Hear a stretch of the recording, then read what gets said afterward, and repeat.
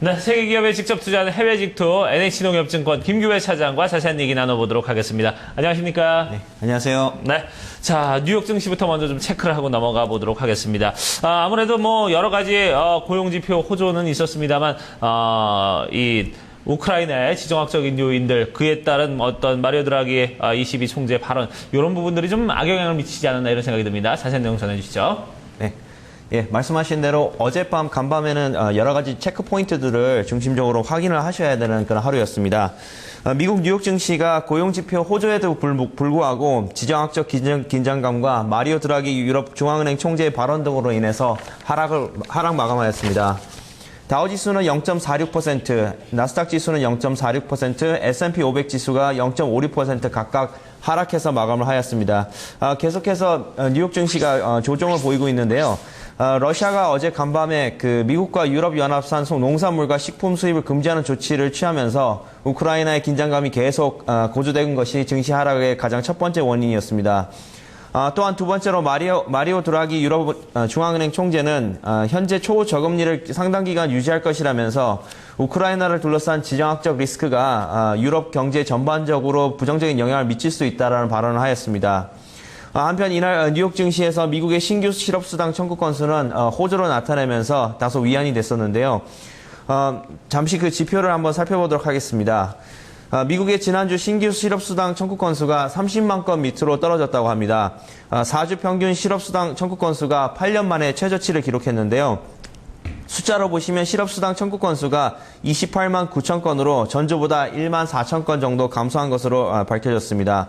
미국의 고용 현황이 계속해서 좋아지고 있다, 이렇게 보시면 되실 것 같고요. 유럽 중앙은행은 현재 기준금리를 현 수준에서 0.15% 유지 동결을 발표를 하였습니다.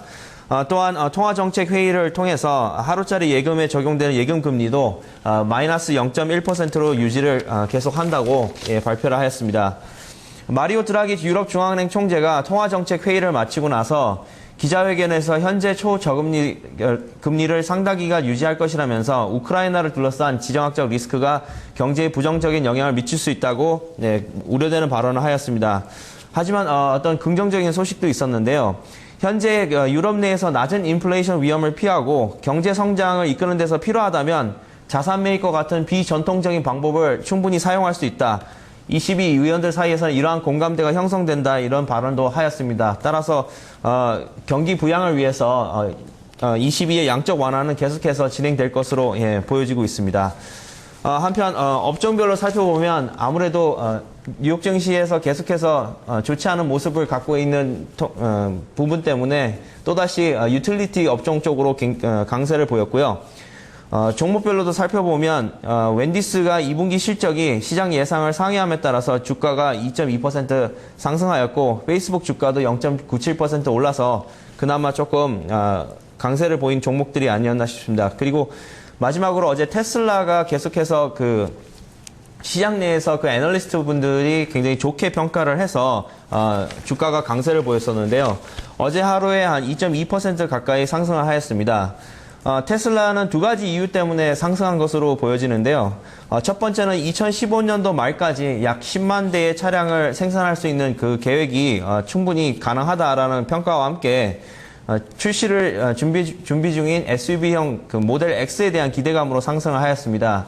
이로 인해서 퍼시픽 크레스트가 $316, 모건 스탠리가 $320, 도허티 앤코가 $325의 목표가를 제시하면서 주가 상승에 탄력을 붙이는 그런 모습이었습니다.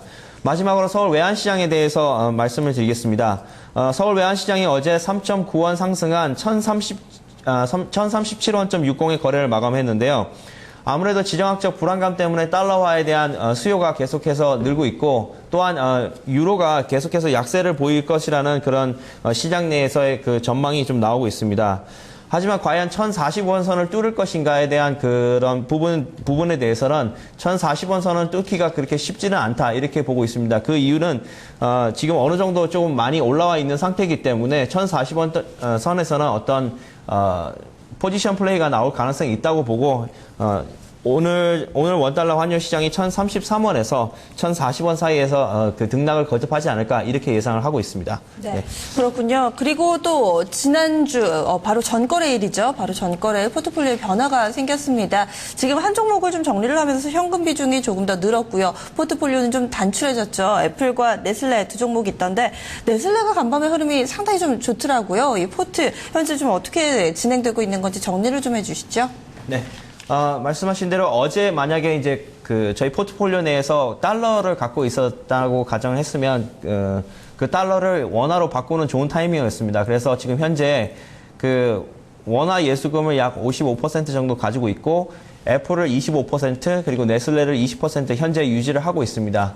지금 현재 시장이 그렇게 어떤 종목을 선별하기가 쉬운 그런 시장 상황은 아닙니다. 따라서 이 두 개의 종목을 유지를 할 것이고요. 애플 같은 경우에는 장중 흐름을 잠깐 한번 살펴보도록 하겠습니다. 어제도 잠깐 그 하락하는 모습을 보였는데요. 어제 94달러 48센트에 마감을 하였습니다. 특히 장 막판에 조금 이 흐름이 조금 좋지 않은 그런 모습을 계속 보이고 있는데요. 1분봉으로 제가 한번 바꿔서 이렇게 다시 한번 보여드리도록 하겠습니다. 보시는 바와 같이 장 오픈하고 나서 11시쯤에는 그 고점을 기록하고 있다가 장 막판으로 가면서 이렇게 슬금슬금 일단 밀리는 모습인데요. 시장에서는 어떻게 아이폰 6에 대한 그런 내용이 이미 재료가 이미 노출이 됐고, 얼마 전에 방송에서도 한번 말씀을 드렸습니다만, IBM과 관련돼서 어떤 협력 사업을 할 것인가, 이런 부분이 굉장히 관심이 되고 있습니다. 특히, 우리가 스마트폰을 개인적으로는 많이 사용하지만 업무용으로는 사실 스마트폰을 많이 사용하지는 않는다고 저는 생각을 하는데, IBM과 업무용으로도 효율적인 스마트폰으로 업무를 볼 수 있도록 그런 시스템을 개발을 하고 있다라는 것이 지금 현재 미국 내에서 소식입니다. 그래서 앞으로 이 부분이 어떻게 될지에 대해서 관심이 가고요. 만약에 애플이 IBM과 함께 이렇게 사무용 스마트폰을 별도로 이렇게 출시를 한다면 아무래도 독일에 있는 SAP 같은 회사들, 사무 자동화 회사들이 어떤 좀 타격을 좀 보지 않을까, 이런 조심스러운 전망도 한번 해볼 수 있습니다. 어쨌든 장중 흐름은 그렇게 썩 좋지는 않은데 저희가 갖고 있는 목표가는 현재 계속해서 유지는 할 수 있을 거라고 생각을 하고 있습니다.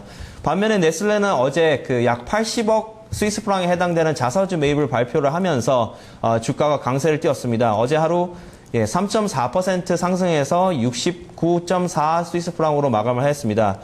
차트를 보시면 이 역시도 1분봉인데요.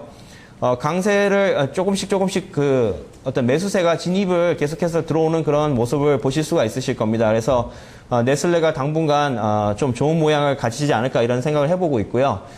실적도 상당히 기대가 될 수 있다는 부분이 전문가들 사이에서 나오고 있습니다. 특히 러시아의 제재 때문에 조금 유럽 내에서는 조금 우려가 될 수가 있지만 이머징 마켓, 특히 중국은 조금 다소 주춤합니다만 멕시코라든가 브라질 이쪽 남미를 중심으로 한 이 신흥시장 쪽에서는 네슬레에 대한 제품 반응이 굉장히 좋아서 8% 정도의 성장을 그렇게 기대를 해볼 수 있다, 이런 뉴스들이 계속 나오고 있습니다. 그래서 당분간은 애플과 네슬레 이 두 개의 종목을 중심으로 이렇게 계속 한번 유지를 해볼 생각이고요. 어제 방송에서도 말씀을 드린 바와 같이 이제 손 안에 노는 아이폰과 그 다음에 먹는 음식료를 갖고 있기 때문에 저희가 자동차를 한번 담아볼 수 있지 않을까 하고 생각해보고 있습니다. 그래서 잠깐 화면을 보시면 지금 현재 해외 주식의 자동차와 관련돼서 관심 있게 볼 수 있는 종목들을 한번 꼽아봤습니다. 테슬라를 비롯해서 이제 도요타, 포드 이런 부분들을 제가 보여드리겠는데요. 저희 NH농협증권의 이 시스템을 사용하시면 전 세계 자동차 피어 그룹에 대해서 다 이렇게 구성을 하실 수가 있으십니다. 그래서 제가 오늘 편입 종목에 관심 종목으로 피아트를 일단 한번 집어넣을 볼 거고요. 그 다음에 두 번째로는 아무래도 자동차는 독일이 제일 유명하죠. 독일의 가장 유명한 자동차 회사들 있죠. 복스바겐을 한번 계속해서 추적을 한번 해볼 생각이고, 또한 BMW, 중국 내에서 계속해서 고품질 자동차로 유명한 BMW, 그리고 프랑스도 한번 집어넣어 보도록 하겠습니다. 프랑스도 르노 같은 회사 종목들도 충분히 검토 가능할 만한 그런 종목이라고 판단돼서 르노도 한번 티커가 갑자기 생각이 안 나는데 르노 자동차까지 해서 이렇게 구성을 해서 전체적으로 한번 보도록 하겠습니다. 네. 피아트는 어제도 1.3% 가까이 상승을 해서 6.5 유로를 기록을 했네요. 그래서 이 회사들의 전반적인 이 피어 그룹을 한번 비교를 해가지고 다음 주 초쯤에 한번 이 중에서 좋은 종목을 골라서 저희 포트폴리오에 한번 편입을 한번 시켜보도록 한번 해보도록 하겠습니다. 네. 자, 그러면은 지금 우리 지금 포트폴리오에 지금 담겨 있는 두 종목들 어떻게 뭐 목표가는 손절가 이런 부분은 좀 어떻게 변동이 있습니까? 어떻습니까? 목표가와 손절가에 대해서는 변동 사항은 특별히 없습니다. 다만 시장의 컨센서스에서는 그 애플을 110달러까지는 충분히 기록하지 않나 이렇게 봤었는데 현지에서는 뭐 시장 컨센서스가 한 106달러 정도로 낮춰서 보는 그런 입장도 있기 때문에 손절가를 약 90달러로 한번 바꿔볼까라는 생각도 얼핏 해봤습니다만 저희 9월 초에 아이폰 6에 대한 호재가 있기 때문에 당분간은 그냥 지켜보도록 할 생각입니다. 네. 네. 그리고 매주 금요일 ETF 소개해 주시는데 요즘에는 사실 미국이나 유럽 증시보다는 중국 증시에 관심이 더 많으신 것 같더라고요. 이와 관련된 ETF라면서요? 네, 지난주에도 중국 관련된 그 ETF를 한번 말씀을 드렸는데 오늘도 마찬가지입니다. 중국이 계속해서 경기 부양책을 계속 이끌어갈 것이라고 저는 예상을 하고 있습니다. 경기가 죽게 되면 아무래도 사회적 불안이 커지기 때문에 그래서 이런 부분들 때문에 그 도이치 은행에서 발간하는 그 ETF 하나를 소개를 해드리도록 하겠습니다. 이름은 도이치뱅크 엑스트래커스 CSI 300입니다. 홍콩 거래소에 상장이 돼 있고 종목 코드는 3049를 쓰는 그런 ETF입니다. CSI 300은 뭐 잘 아시는 분들은 친숙한 그런 지수인데요. 쉽게 생각하시면 그 중국의 S&P 500이라고 생각을 하시면 되실 것 같습니다. 그 중국 내 거래소가 크게 두 개가 있습니다. 상해의 거래소가 있고 또 심천의 거래소가 있습니다. 상해와 심천 거래소 두 거래소에서 유동성이 높은 약 300개의 종목을 그 골라서 만든 지수인데요. 우리나라와 마찬가지로 시가총액 방식의 그런 지수입니다. 그래서 이 지수 같은 경우에 보통 차이나 A50이라든가 차이나 A25 같은 그런 지수들을 많이 언급을 하시는데요. CSI 300이 제가 봤을 때는 오히려 중국의 본토의 그 상황을 가장 잘 드러내는 지수가 아닌가 싶습니다. 그래서 중국의 전반적인 사회의 투자, GDP에 투자를 하신다 생각하실 때는 오히려 DB 엑스트래커스의 CSI 300 이 ETF를 투자하시는 것이 맞다고 생각을 하고 있고요. 차트를 한번 보시도록 하겠습니다. 차트는 지금 현재 약 둥근 바닥형 모양에서 잠깐 상승을 했다가 잠깐 멈춰 있는 그런 상황인데요. 아무래도 지금 현재 그 국내외 그 대내외적인 리스크 때문에 중국도 잠깐 지금 쉬는 듯한 모습입니다만 중국의 어떤 장기적인 성장을 믿으신다면 그리고 중국 GDP 전반적인 투자를 원하시는 투자자분들께는 굉장히 좋은 ETF라고 생각이 됩니다. 그래서 또 미국 시장에 상장되어 있는 게 아니라 홍콩 거래소에 상장되어 있기 때문에 낮 시간 동안에도 충분히 매매가 가능하신 그런 ETF니까 한번 관심 있게 보시면서 중국 투자에 한번 관심을 가져주셨으면 좋겠습니다. 네, 알겠습니다. 한 주도 수고 많이 하셨습니다. 네, 고맙습니다. 네, 해외직 투였습니다. 포트폴리오는 그대로 유지가 됩니다. 애플과 네슬레 두 종목이 담겨 있는 가운데 관심 종목을 또 이 HTS를 보면서 실제로 좀 넣고 빼고 하는 것을 좀 보니까 아마 많은 분들이 도움이 되셨을 것 같아요. 실제로 조금 해보시면은 더 도움이 되지 않을까라는 생각해 보고요. 오늘 소개된 ETF는 중국 증시와 좀 연동되는 부분, 바로 이 DB 엑스트래커 CSI 300을 추천받았습니다. 이 홍콩 증시에 상장돼 있고요. 종목 코드는 3049번입니다. 참고해 보시기 바랍니다. 해외직 투였습니다.